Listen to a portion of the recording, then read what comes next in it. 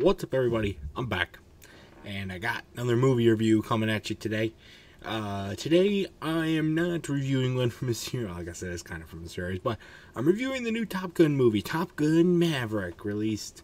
It's been a while since it was released, which makes me behind schedule. But I guess that's what I usually am, is behind schedule in YouTube and in life in general. But I finally just got home from seeing it. And I'm going to talk about my review of it. And I have seen the first Top Gun. It's been a while, though, hence why there was no review made on it. So maybe if I get around to watching it again, I will review that one.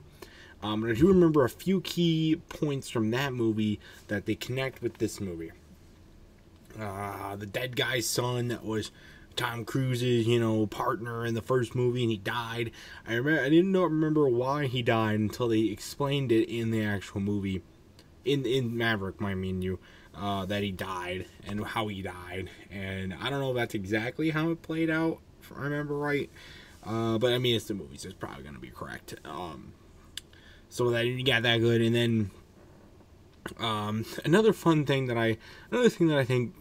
This is a sequel, okay? I'm going to tell you, having seen the first Top Gun, but not remembering a whole lot about it, but having seen this one, I believe, at this very moment, at the time of the construction of this review, that it is that this is a sequel, one of the few sequels out there, this big, at least, as well, that I think rivals the first one, and for some that could say it's superior.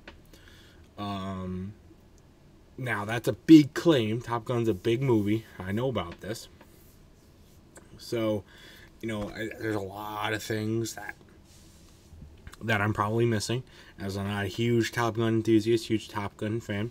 I'm not a huge fan about just movies about people just going off to the military and stuff like that, and that being the whole premise of the movie, that kind of thing. I'm not into those. I thought this was still a very well-constructed movie.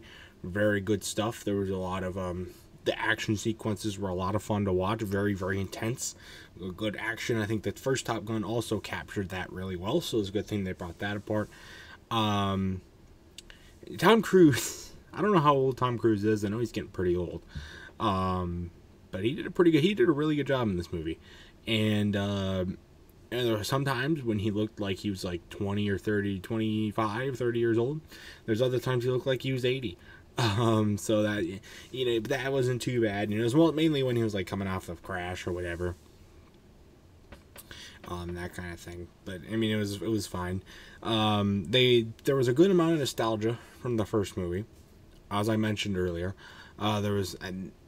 But one thing I'm glad they didn't really take from the first one to this one, was the overabundance of Highway to the Danger Zone. That's one thing I do remember very well from the first one, is every time there would be an action sequence or every song that they'd play, and it would literally be like every 10-15 minutes in the movie at some point, it would just be Highway to the Danger Zone. And they only played Highway to the Danger Zone once.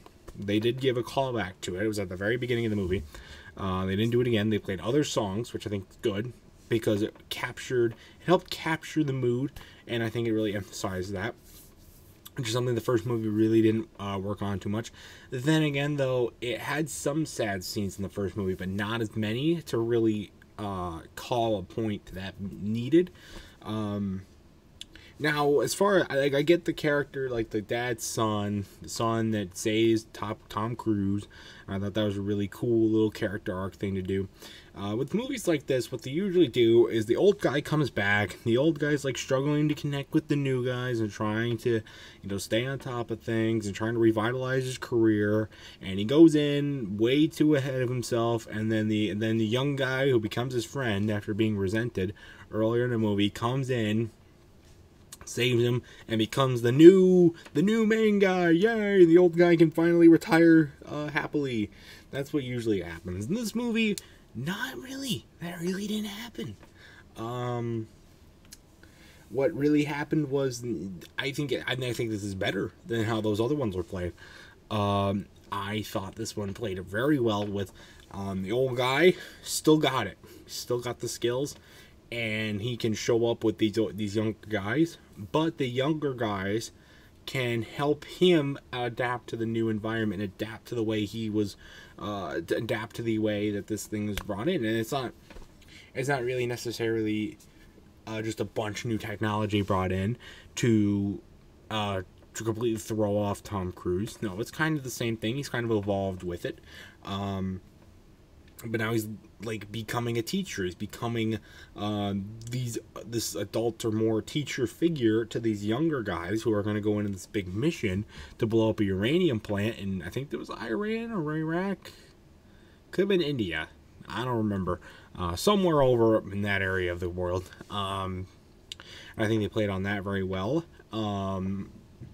But one thing I couldn't help but think about was how much fuel, how much natural resources that they waste during this movie.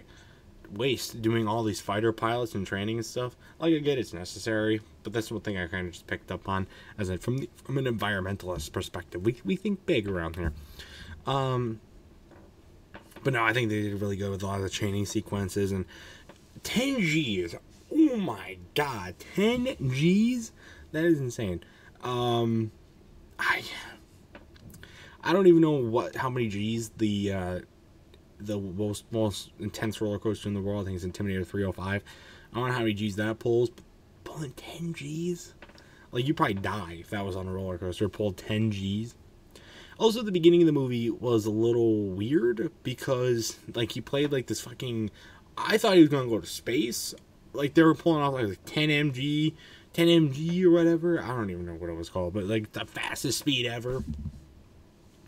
And then he was, like, trying to get up to the certain speed. I thought he was going to go to space. It looked like kind of like a spaceship, but, like, the Navy sort of thing. A little more advanced. Then he crashes the plane. Then he goes in this, like, random cafe.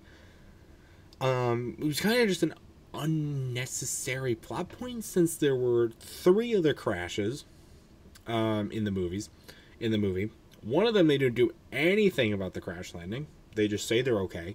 The other one, of course, was with Maverick and Rooster. Rooster was the guy, the dead guy's son from the first movie. And then, of course, they're going to do that one because it's like a big one, you know. I don't know why that one happened in the beginning. I thought it was going to have...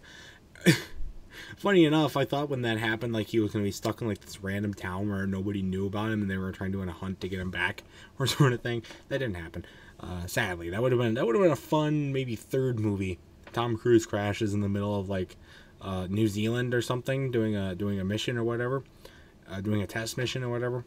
And he has to, like, find his way back to the U.S. or whatever. Nobody can find him. That'd be funny.